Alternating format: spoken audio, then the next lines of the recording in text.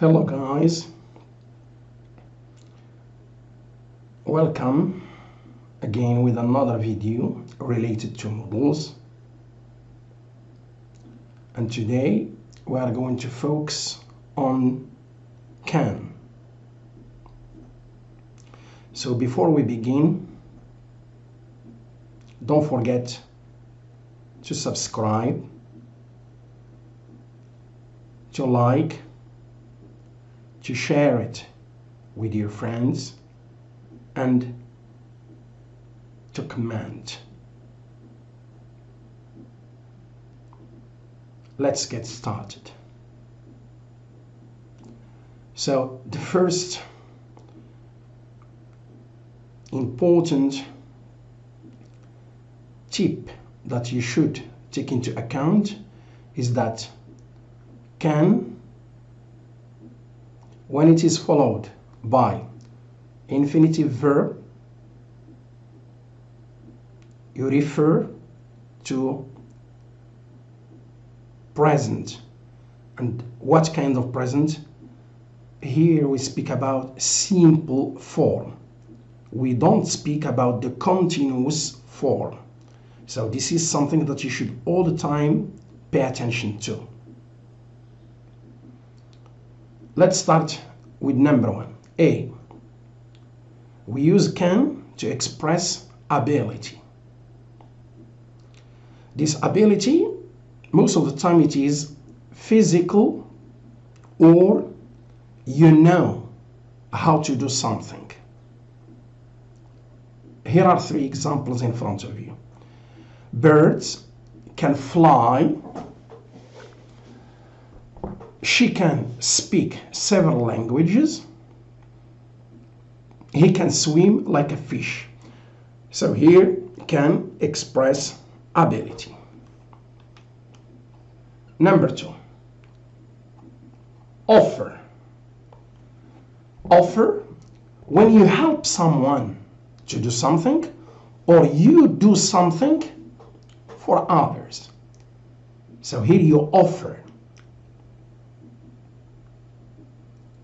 The examples that we have: can I help you lift this heavy box? So here you help someone to lift this heavy box. And second one, can we do anything for you?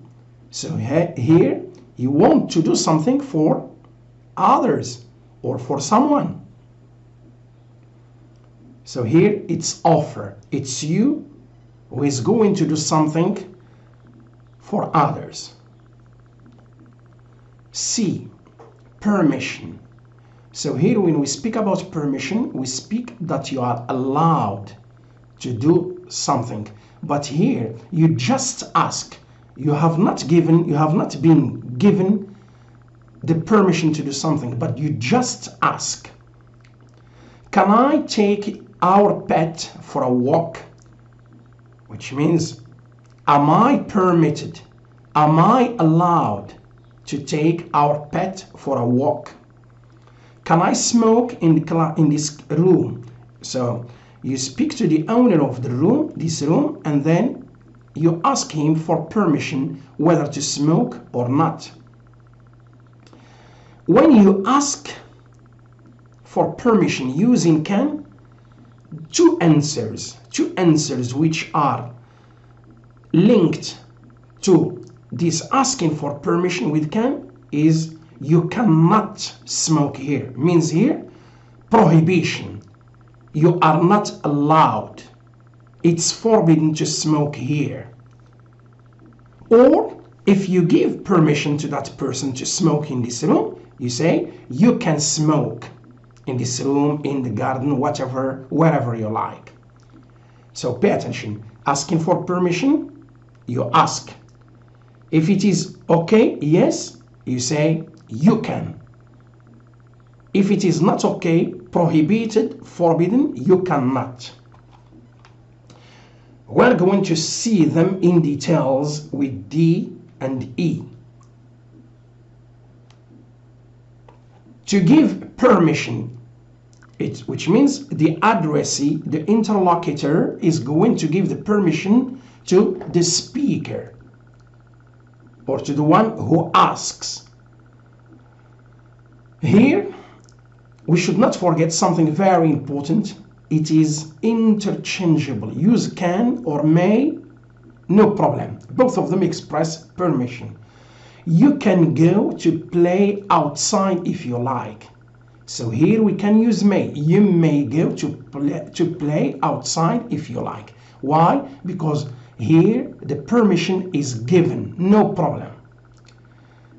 The other one, student can use calculators during the exam, which means the examiners give permission to students to use their calculators during the exam. And we can say may. Some teenagers can go out whenever they want. So here we can use may. Some teenagers may go out whenever they want, which means they are allowed. It's not forbidden. They can do whatever they like. The second detail related to permission is when you refuse this permission, which means here permission not granted, not given. It becomes prohibition. It becomes forbidden. 3 examples that we have in front of us. You cannot go home yet, which means it's forbidden. You are not allowed. You are not permitted. Students cannot travel free or for free. Let me add here preposition. If I don't like, I should use freely. Students cannot travel for free, which means here they are not allowed, they are not permitted. For example, someone is going to ask, can students travel for free? Asking for permission. If yes, they can travel for free. If it is not, if it is prohibited, if it is forbidden, students cannot travel for free. The same, you cannot park near the house entrance. So here it's forbidden. This is my house entrance. Therefore, if you park, we will not be able to go out. We move to possibility. Possibility, it means it is possible. Any child can grow up to be president. Anyone can become rich and famous. Learning a foreign language can be fruitful experience. So possibility here, it is also similar to both cases. Either you use can or you use may, no problem. Both of them are okay. Any child may grow up to be president, yes, and can grow up to be president. Anyone may become rich and famous. It is possible, why not? Learning a foreign language can be or may be a fruitful experience. Why not? Do you see? So here, both of them, may and can, are interchangeable. So here, we move to another one, which is impossibility. And here, please pay attention. I use this one, and it is going to be tautologic. It is, like we say, extra, additional here. But just to make you become familiar with a key term, which is impossibility. Impossibility. So when we say impossibility, means it is not possible. It is not possible, which means you cannot. He is a big liar. Thus, his news cannot be true. Which means it is impossible that his news are true. It is impossible that his news are true. I'm serious now. I cannot be joking. You see, I'm serious now. I cannot be joking. It is impossible that I am joking. So here, pay attention to the continuous form. Let me repeat the sentence. I am serious now. It is impossible that I am joking. So here, present continuous. Do you see? Present continuous here. So when you have the present continuous, you should preserve and you should keep what we call the continuous form. And therefore it becomes modal plus be plus verb ing form. To mean that the continuous form is present in this sentence. Now we move to prohibition. And here, by the way, impossibility and prohibition look alike. No problem. That's why I have used the key term impossibility in order, if you are given the day of the exam paraphrase, you should know or you will know how you are going to solve the problem. Prohibition means forbidden, not allowed. You cannot smoke in the restaurant. This is what we saw or we have seen before. You cannot smoke in the restaurant. You cannot drive a car without a license. You cannot drive as fast as you want in the city. There is a speed limit. So the first one, you cannot smoke in the restaurant, it's a rule. It is not a general law to find it everywhere, but just related to the shop owner or to the restaurant owner, to that restaurant especially.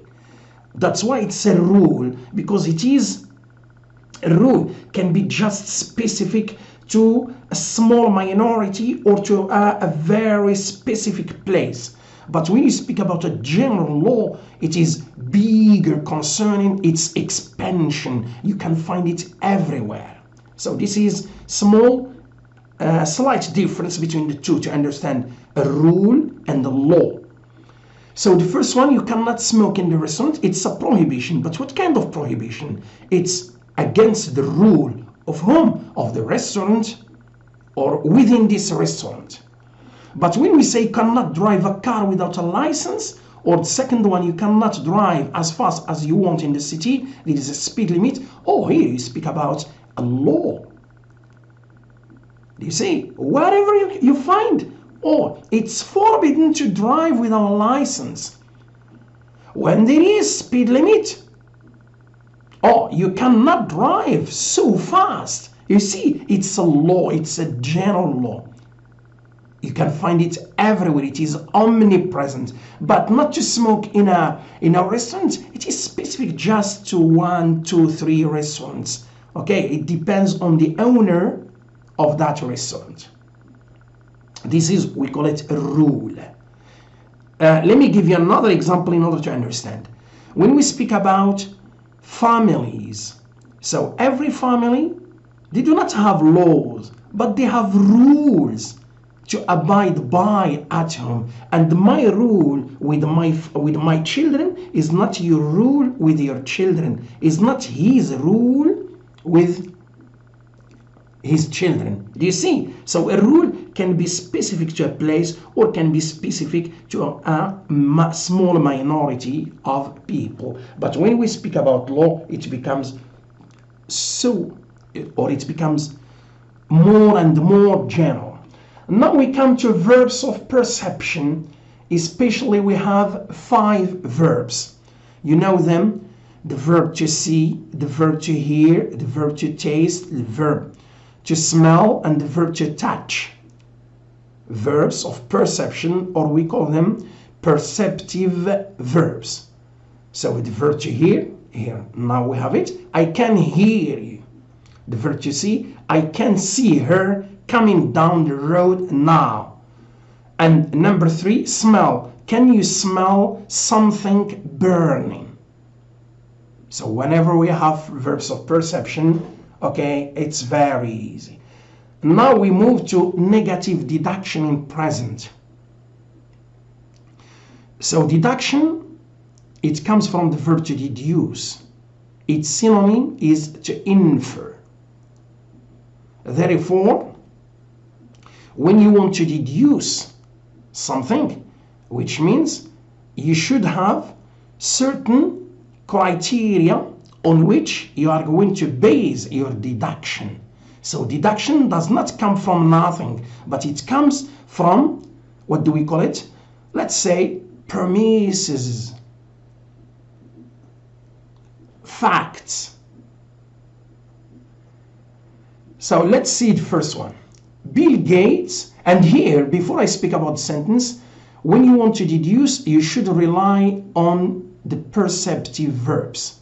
For example, before I deal with the examples that I have on the screen, try, for example, in the evening, you hear the sound meow. What does it mean here? It must be positive, it must be a cat. I am sure it's a cat. It cannot be a dog because I'm sure it is not a dog. So focus on this example and then let's come here. So Bill Gates, you know Bill Gates, all of you. Bill Gates has billions of dollars. Do you think he is poor? He cannot be poor. I am sure he is not poor. I am sure he is not poor. Second example. It cannot be dark outside. For example, in the street, outside. It is only 3:30 p.m. So this is what we say, we still have daylight. So it cannot be. I am sure it is not dark outside. The last one, negative deduction in past. Always cannot plus have plus past participle. So a modal plus have plus past participle, the second part is called perfect form. And when we speak about the past concerning negative deduction, you should add perfect form, which is have, does not change, plus past participle. They know the way here. They couldn't have got lost. You speak about some people and you say, as usual, they know the way.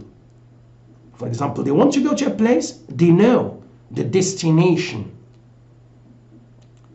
And here you refer about the past, about something in the past. So you say, they cannot have got lost yesterday. Second example, if he was at work until 6, you speak about someone. He couldn't have done the murder. Let me see, without taking here, I'm going to take out if, and I am going to put here semicolon. And the meaning is going to be very clear. He was at work until 6. What time? Yesterday. In this case, he couldn't have done the murder. There was a murder yesterday. And the person here in this sentence, he was at work until 6 yesterday. The murder took place at 4. So which means 6 comes after 4. So in this case, it's very difficult, or it was very difficult to accuse, or impossible to accuse that person. Why? Because he was at work. So he could not. It means, I am sure he didn't do the murder. I'm sure he didn't commit a murder. Is it clear?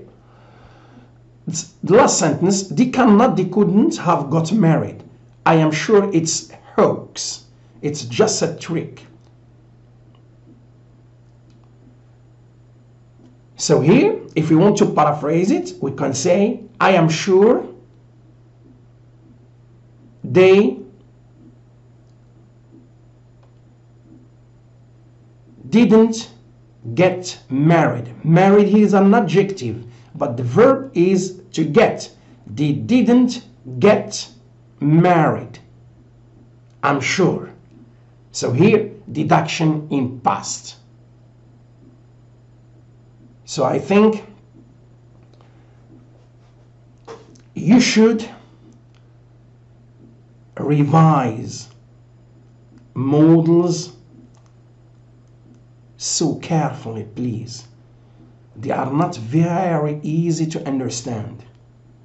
Repeat and repeat and repeat till you understand very well. Today's video is over. See you in another video. Thank you so much for watching.